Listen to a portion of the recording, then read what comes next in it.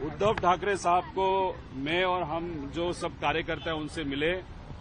हमारे पास जो प्रूफ है अजीत दादा के एक्सीडेंट के बारे में या जो भी कंट्रोवर्सी है या कॉन्स्पिरेसी है, सब प्रूफ उनको मैंने दिए। उनके पास भी कुछ मुद्दे थे, उन्होंने मुझे यहाँ पे दिए हैं। मतलब उन्होंने भी इस बारे में थोड़ा सा रिसर्च किया था। उनको हमने विनती की है कि आपके पास 9 खासदार है और राज्यसभा के भी 2-3 खासदार वहां पे है, तो आने वाले पार्लियामेंट सेशन में राहुल गांधी जी को तो हम मिलने वाले, इंडिया आघाड़ी के जो बड़े नेता है उनको तो मिलेंगे। तो उद्धव ठाकरे साहब को भी उसी सिलसिले में हम मिले थे।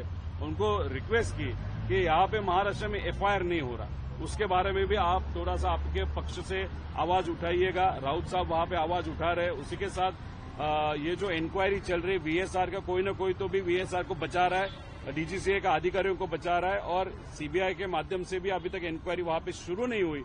ये सब मुद्दे को लेके उद्धव ठाकरे साहब को हम मिले हैं। उन्होंने भी कहा कि बाकी बड़े नेता जो है, जो पार्लियामेंट सेशन में आपका ये विषय जो महाराष्ट्र के लिए बहुत महत्वपूर्ण है, कि सुशांत सिंह के बारे में 2 दिन में इंक्वायरी सीबीआई चालू करती है, लेकिन अजीत दादा का विषय सीबीआई के पास जाने के 18 दिन बाद भी ये विषय अभी तक सीबीआई ने वहां पे नहीं दिया। तो कहा न कहा तो भी कुछ न कुछ तो गड़बड़ है। ऐसी भूमिका उनकी भी है, लोगों की भी है। इसलिए ये 9 तारीख को जो पार्लियामेंट है उसमें जो इंडिया आघाड़ी के सब नेता है उनसे भी हम वहां पे मिलेंगे। एकनाथ शिंदे जी को भी, क्योंकि वो सत्ता में है और उन्होंने भी एक भूमिका वीएसआर के खिलाफ वहां पे ली थी, वो भी मुद्दा उनसे कल या परसों उनको मिलकर हम लेंगे। लेकिन उद्धव ठाकरे साहब एक महाराष्ट्र के बहुत बड़े नेता है, उनके माध्यम से पार्लियामेंट में जो खासदार है उनके मदद से ये विषय वहां पे लिया जाए, ऐसे हम सबको लगता है। उसमें 2-3 मुद्दे हैं। एक तो इंक्वायरी ट्रांसपेरेंटली होने की जरूरत है।